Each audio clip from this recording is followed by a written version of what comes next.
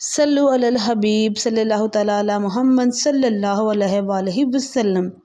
جیسا کہ آج کل ان دنوں میں گرمی بہت زیادہ پڑتی ہے اور گرمی بہت زیادہ پڑ رہی ہے، اور پنجاب کے علاقے میں تو جیسے سردی بہت زیادہ پڑتی ہے اسی طرح گرمی بھی شدید قسم کی پڑتی ہے۔ تو اس لیے صبح کے وقت ہلکے ہلکے ٹھنڈے موسم میں جتنا کام کر لیا جائے وہ بہتر ہوتا ہے، اور باقی کا سارا دن آپ ایئر کولر کے آگے آرام سے بیٹھ کر یا سکون سے لیٹ کر بھی گزار سکتے ہیں۔ السلام علیکم مائی یوٹیوب فیملی، کیسے ہیں آپ سب؟ امید کرتی ہوں کہ خیریت سے ہوں گے۔ اللہ تعالیٰ آپ کی زندگیوں میں آسانیاں، سکون اور بے شمار برکتیں عطا فرمائے۔ میرا آج کا دن بھی میرے لیے گھر کے معمول کے کاموں کے ساتھ ہی شروع ہوا۔ بچوں کو اسکول بھیجنے اور ابو کا ناشتہ کروانے کے بعد میں اپنے چھوٹے بچوں کے لیے ناشتہ تیار کرنے کے لیے چلے گئی۔ ان کو ناشتہ کروانے کے بعد میں نے کچن کی صفائی کرنا شروع کیا۔ کل رات کو میں نے جب کچن سمیٹا اور کچن کی صفائی کرنے کے بعد میں سونے چلی گئی، لیکن میں ابھی لیٹی ہی تھی کہ بہت تیز آندھی چلنے لگی، جس کی وجہ سے کچن پھر سے گندا ہو گیا، اور اب میں نے کچن کی صفائی دوبارہ سے کی، اور اسپائسز باکس بھی بہت گندے ہو چکے تھے، اس لیے میں نے اسپائسز باکس بھی صاف کیے کیونکہ ان کے اوپر بھی بہت دھول پڑی ہوئی تھی۔ مجھے 1 سے 2 گھنٹے لگے کچن صاف کرنے میں، لیکن الحمدللہ کچن ماشاءاللہ شیشے کی طرح صاف اور چمکنے لگا۔ میری عادت ہے کہ میں سب سے پہلے کچن کا کام کرتی ہوں، یعنی کہ برتن دھو کر اور صفائی کرنے کے بعد میں باقی گھر کے کام کرتی ہوں، اور اگر کچن صاف ہو جائے نا تو یقین کریں کہ گھر کا آدھا کام تو ویسے ہی ختم ہو جاتا ہے۔ اور کچن صاف ستھرا ہو، تمام چیزیں اپنی اپنی جگہ پر منظم ہوں تو دل کو ایک عجیب سا سکون ملتا ہے۔ کچن گھر کی وہ جگہ ہوتی ہے کہ جہاں ایک ہاؤس وائف نے سارا دن گزارنا ہوتا ہے۔ سارا دن میں سے زیادہ ٹائم تو عورتوں کا کچن میں ہی گزرتا ہے۔ صبح کا بریک فاسٹ، دوپہر کا لنچ اور رات کا ڈنر، ان 3 مین کاموں کے علاوہ چائے بنانا پڑتی ہے، کئی مرتبہ دودھ گرم کرنا پڑتا ہے، دودھ کو ٹھنڈا کرنا پڑتا ہے، فیڈروں کو دن میں 1 بار ابال کر دھونا پڑتا ہے، صاف کرنا پڑتا ہے، کئی مرتبہ کچن میں برتن دھونے ہوتے ہیں۔ تو یہ سارے کام تو کچن میں ہی ہوتے ہیں نا، تو کچن صاف ہوگا تو یہ سارے کام ہوں گے، اور کچن صاف ہو تو کام کرنے میں خوشی بھی ملتی ہے، اور کام بھی جلدی سے اور منظم طریقے سے ہو جاتے ہیں۔ رات کی آندھی کی وجہ سے کچن اور کچن کی شیلف بہت ہی گندی ہو رکھی تھی، تو میں نے صابن اور سرف دونوں کو ملا کر کچن کی شیلف کو اچھی طرح سے نیٹ اینڈ کلین کیا۔ سرف کا یہ فائدہ ہوتا ہے کہ کچن سے چکنائی کی چپچپاہٹ جو ہوتی ہے وہ ختم ہو جاتی ہے، اور صابن سے جراثیم ختم ہو جاتے ہیں۔ کچن کی شیلف کو دھونے کے بعد میں نے شیلف کو اچھی طرح سے کپڑے کے ساتھ خشک کیا تاکہ سادہ پانی بھی خشک ہو جائے، اور پانی کے قطرے بھی، کیونکہ پانی کے قطروں کی وجہ سے بھی دوبارہ میس کریٹ نہ ہو جائے۔ ویسے تو میرا کچن کوئی بہت زیادہ خوبصورت تو نہیں ہے، اور نہ ہی کوئی ایکسپینسو کروکری ہے، اس میں بس برتن ہیں ملے جلے سے، لیکن پھر بھی ہم ہاؤس وائف کو اپنے کچن سے بہت لگاؤ ہوتا ہے، کیونکہ بھئی مہنگائی ہی اتنی زیادہ ہو گئی ہے ہمارے پیارے پاکستان میں کہ بندہ کرے ہی تو کیا۔ میرے جیسی عورتیں، یعنی میری بہنیں جن کے وسائل بہت زیادہ وسیع و عریض نہیں ہوتے، وہ تو اپنے پرانے برتنوں میں ہی کھانا وغیرہ بنا کر خوش ہو جاتی ہیں اور اللہ تعالیٰ کا شکر ادا کرتی ہیں۔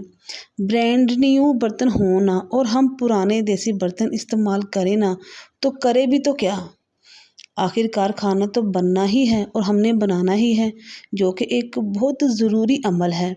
تو بھئی آج کل کے مہنگائی کے دور میں مجھے تو اپنے کچن سے بہت پیار ہے، اور ہونا بھی چاہیے، کیونکہ کچن میں باقی سب کی فرمائشیں تو پوری ہوتی ہی ہیں، بچوں کی بھی باقی سب فرمائشیں پوری ہو رہی ہوتی ہیں، باقی تمام فیملی ممبرز کی بھی، تو ہمیں خود کو بھی تو کبھی بہت زیادہ کریونگ ہونے لگتی ہے۔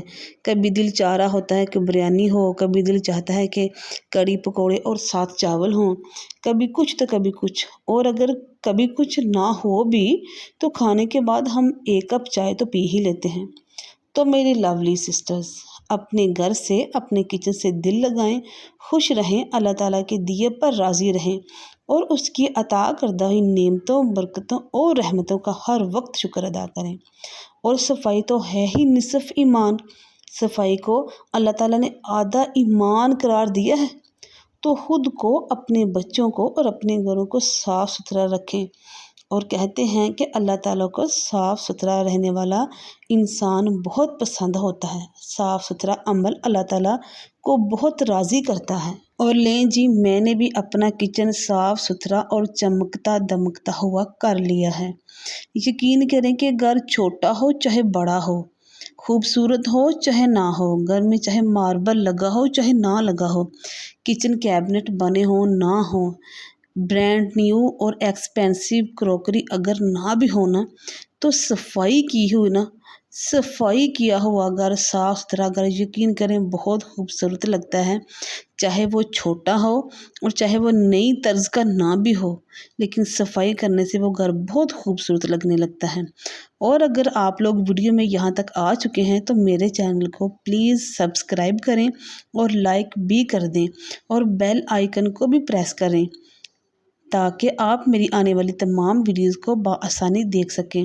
جی اب ہے ہماری کھانا بنانے کی باری، یعنی کہ لنچ ٹائم، اور آج لنچ ٹائم میں ہم بنائیں گے مٹن کے میٹ کا سالن۔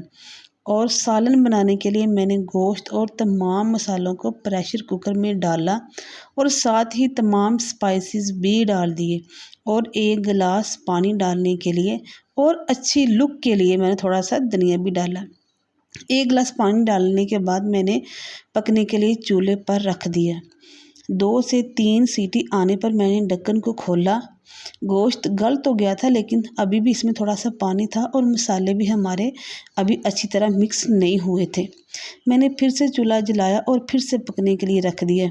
تھوڑی دیر تک پکانے اور چمچ چلانے سے مسالے بھی مکس ہو گئے اور پانی بھی خشک ہو گیا اور سالن بڑا مزیدار قسم کا بن کر تیار ہو گیا۔